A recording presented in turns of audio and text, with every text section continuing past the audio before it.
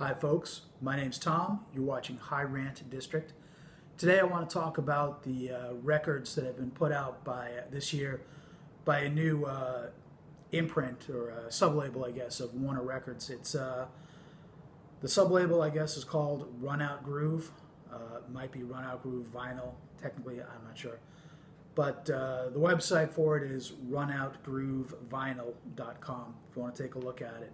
It's kind of a unique way of selecting what records to put out. It's a limited collection of records that come out roughly once a month. The records are numbered. The gist of it is that they give you, each month there's 3 records that were once put out by Warner or whatever other labels they've owned. And people can just vote on which of the 3 they would like to see printed, made into a record. Could be a straight up reissue. Could be a reissue with some add-ons. Could be a brand new record. Could be a live recording that's never been released or has been released. Or there's a lot of choices there. You don't have to be a member or a subscriber. It's not that kind of thing. It's kind of got a twist here. So anybody can vote on which record the next record should be. Once it's been decided, and then that voting goes on for 30 days. Once it's been decided what record is going to come out, there's a 30-day window where you can order the record.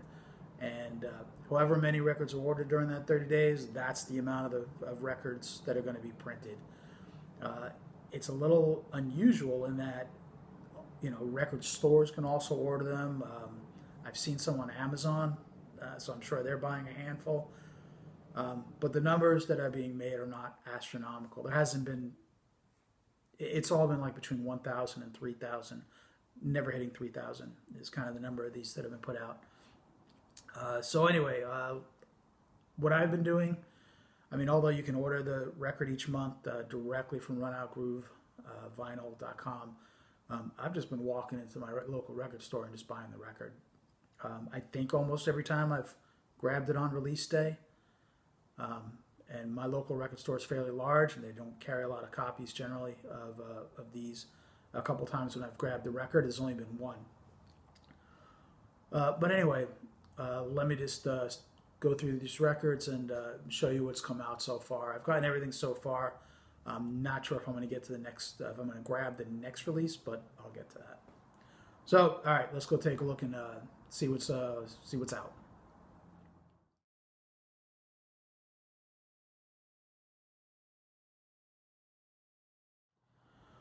All right, so the first record that came out, I guess they wanted to go with a splash.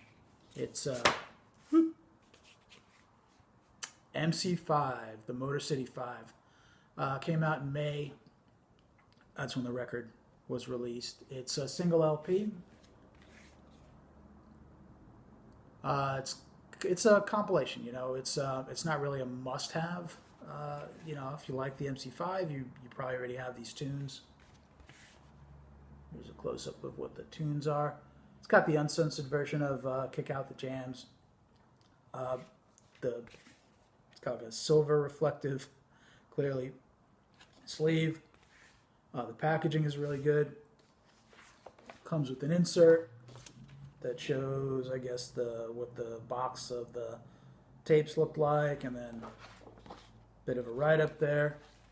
And this particular record came out on, I don't know what the hell it's called, Blue Vomit. You got me.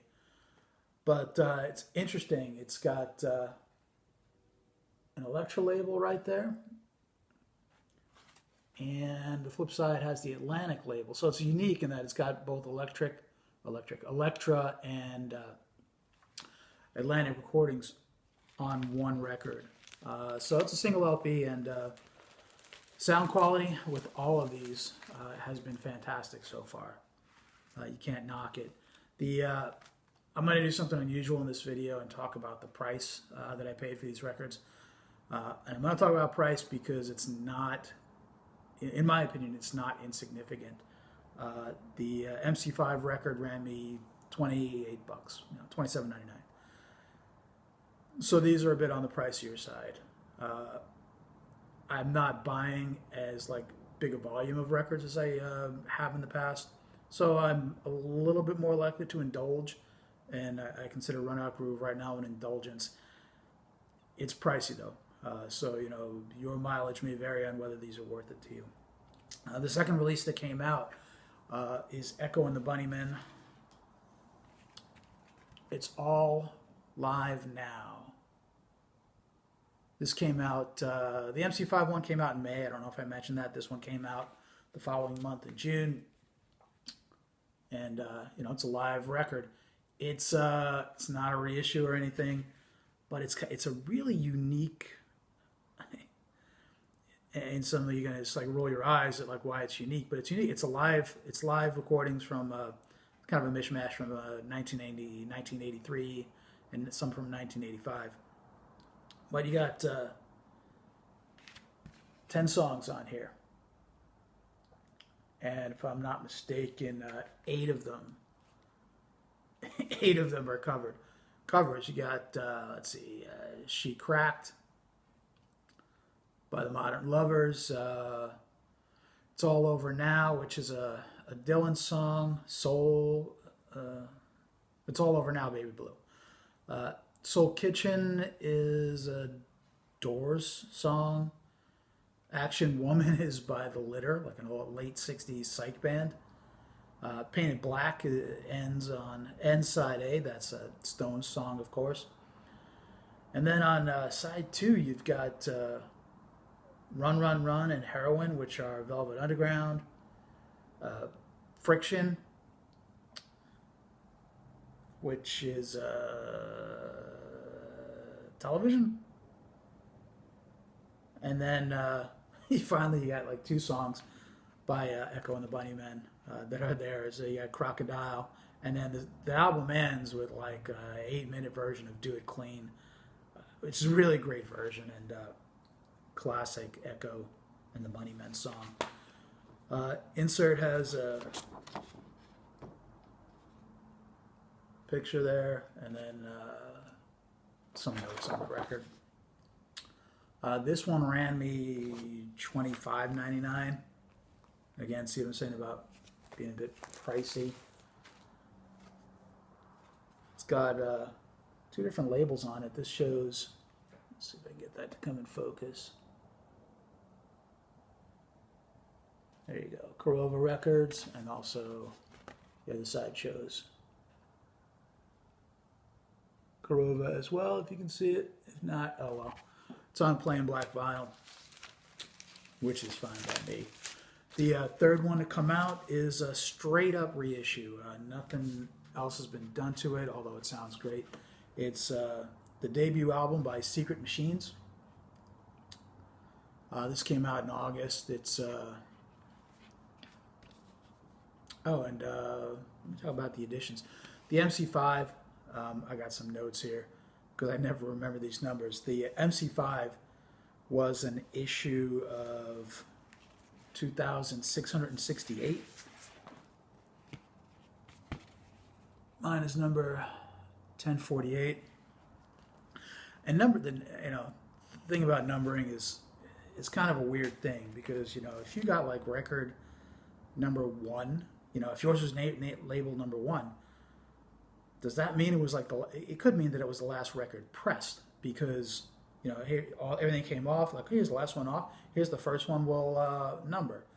That's number 1, even though it was last. So what number it is, some people are get hung up on that. When with numbered records, I just prefer if it said like this is a edition of 2500, edition of 1000, whatever, because the actual number doesn't really matter. Unless it's, it'd be kind of funny if like 2 people showed, oh, I have number 313, and somebody else says, oh, I have number 313. It'd be funny to catch, a company doing something like that. Anyway, back to Secret Machines. This was, Echo and the Bunnymen was 2,987, which is the most that they've made. Mine was number 148. With Secret Machines, I've got number 1318 out of 1,625. Again, straight up reissue. It's a nice looking gatefold.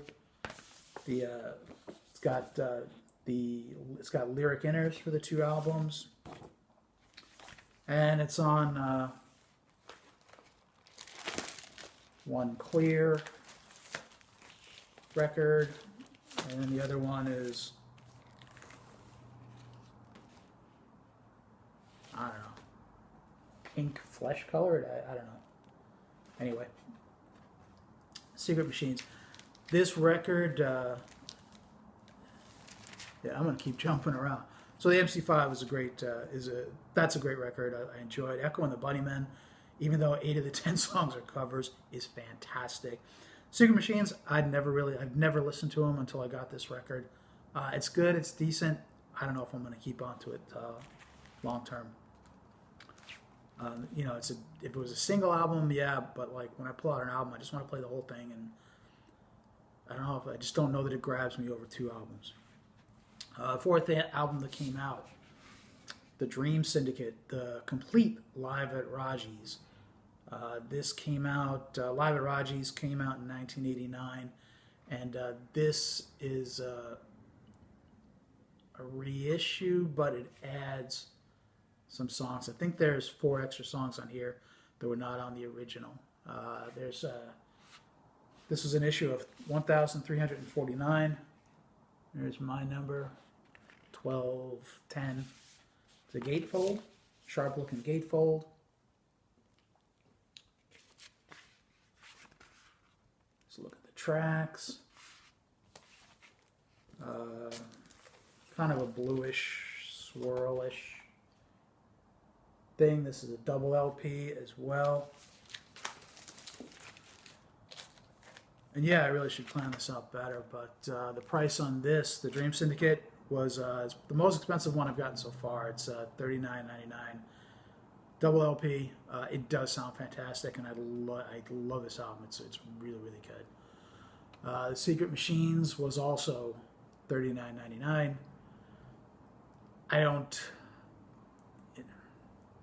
I paid too much for that, and it's not an album that I'm certain I would hang on to. So that was a little bit too much. So yeah, Secret Machines come out in August. Then in September, with the Dream Syndicate. October was the Stooges Funhouse. Highlights from the Funhouse sessions. It's got some outtakes in there, and nice looking gatefold, iconic Iggy pose. There's the back cover. The last song is called Freak. It's on side D. It's the entire side of a record. It's about a 17-minute song. It's Freak, which is actually LA Blues. I enjoy this album as well. It's hard to see the number. Mine is number 947. There was 2,906 of these put out. Enjoyable. You know, I dig Stooges. This was like $37. It's like a clear orange swirl. It's a double LP. Sound quality is fantastic. There's a little bit of talking on the record, a little bit of interplay, which I actually find pretty interesting. Here's the other record. What did I pay for this? $36.99, so $37. It's kind of a bit much, and I don't know if like it seems to me like there's been a lot of like Funhouse related stuff that's been put out. This might be a bit much. So, but I enjoy the record. I'm not comfortable with the price I paid for it, but I do enjoy the record. So maybe I do. Maybe that price is justified. In early November, Morphine, live at the Warfield, 1997. This is a live performance that had never been issued, and even though it's a live performance, it sounds fantastic. It's a gatefold, very nice gatefold. Double LP. Here's the back. Insert, it's just got a Morphine logo, and then a couple of notes on the back. Double LP on black vinyl.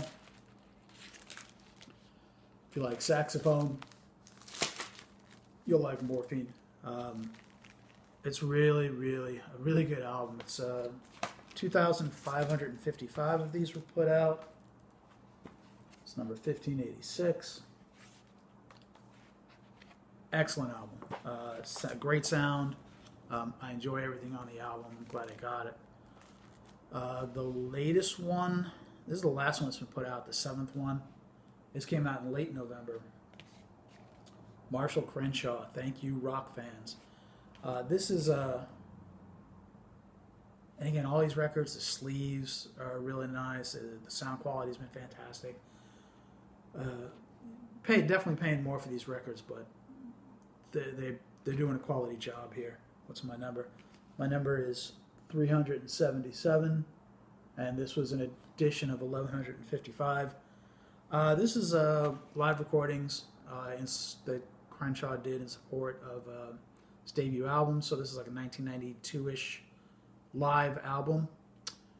It was co-produced. This actual release was co-produced by Marshall Crenshaw, and it's okay. It's rock, but it's kind of like 80-ish pop rock, which is not necessarily my thing.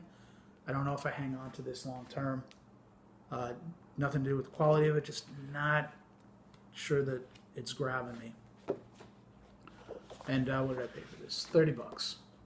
Same with Morphine. The Morphine one for a double LP, I paid like 29 bucks and change, but I think they either charged me the wrong price at the store or there was some sale going on right then and there, because that has to be like a $38 record.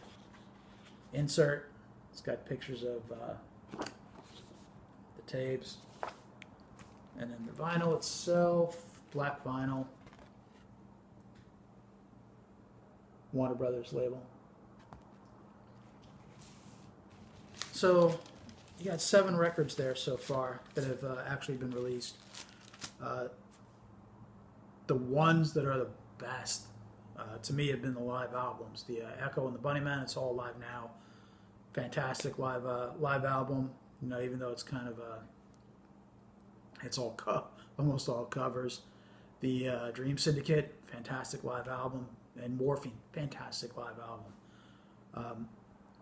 Long term, like those are the 3 albums out of the first 7 that I would definitely keep. I may end up keeping them all, but like, as I replay these over the next year again and revisit them, eventually I come to a point where I go, has this really earned a place in my collection? I'll see if I'll keep it. The next album that's going to come out, I think it comes out on this coming Friday, which would be December 15th, is a reissue plus some extras of Delaney and Bonnie and Friends' Motel Shot. I guess a motel shot is a nickname they give for like when musicians are on the road and they play songs in the room, mostly acoustically.